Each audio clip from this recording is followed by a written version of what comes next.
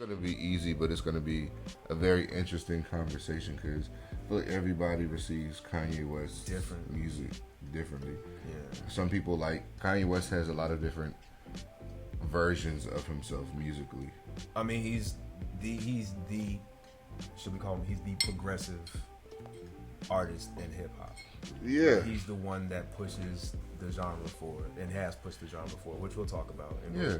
But yeah, you're right. It may be a little bit more complex than I. A little bit. But I'll let you start, Brandon. What's your number 3? Well, my number 3 is we're gonna start from the beginning. Hey. Is this one College Dropout? I was like, what's the name of this shit? No disrespect. Oh. I was gonna call it Late Registration because of the whole teddy bear thing, and that was always so interesting to me. Why did he? Do we have an explanation on that? I mean, I think that's supposed to be the school. That's supposed to be the school mascot. Oh, that's.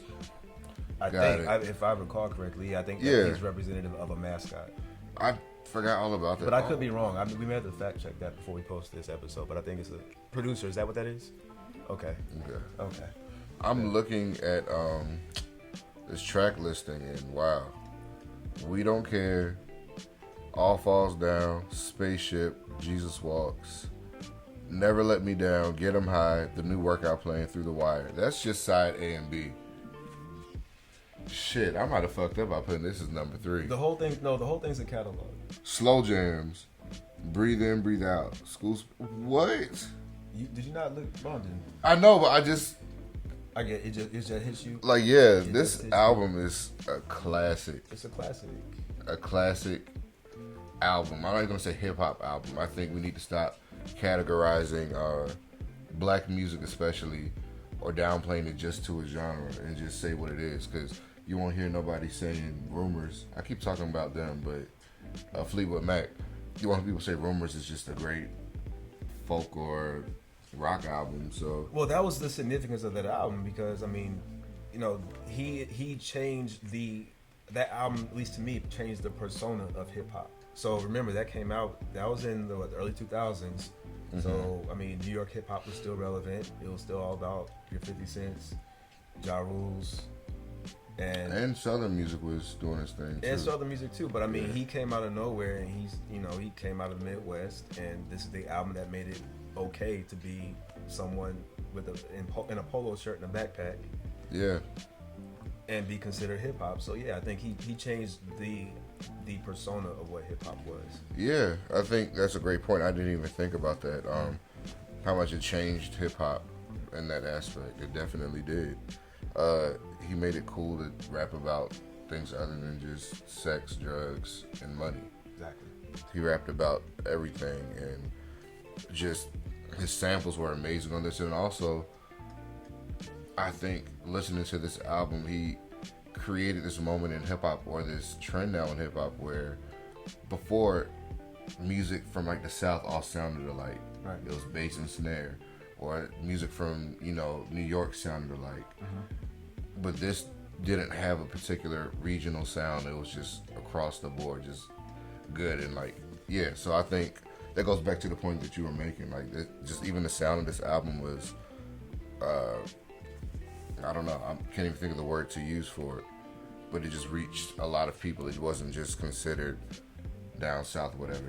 It was everything put into one. So that's why I chose this. It's just an amazing album, amazing hip hop album, but an amazing album across the board. And College Dropout. Cool. Yeah. My number 3. What's your number 3? My number 3 is also College Dropout. So, everything you just said, Brandon, I think, well, first of all, are there 2 different versions of this? Is yours an OG? I don't know. I got this for Christmas. No, I feel like they're the same version.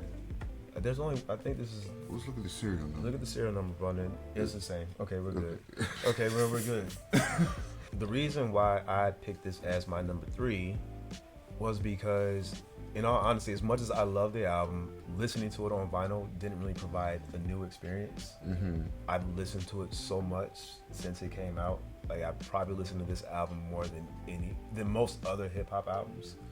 And yeah, like although it's it's still a good album. I still enjoy hearing it. It just didn't provide that vinyl experience that I think you and I both look for. So again, like just to reiterate, this ranking is not just based on the album, but the experience of listening to it on vinyl. So for me, I agree with every single thing that you said about how much of a classic it is. It just didn't provide anything new in this format. And I'm hesitant to say that I would want it to be remastered or something like that, just because, I mean, it had that kind of unpolished production.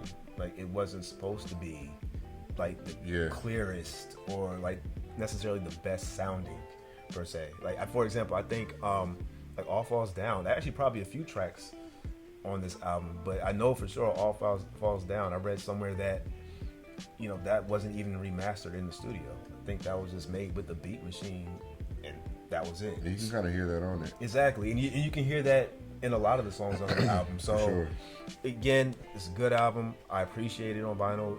You should have it if you're a Kanye fan.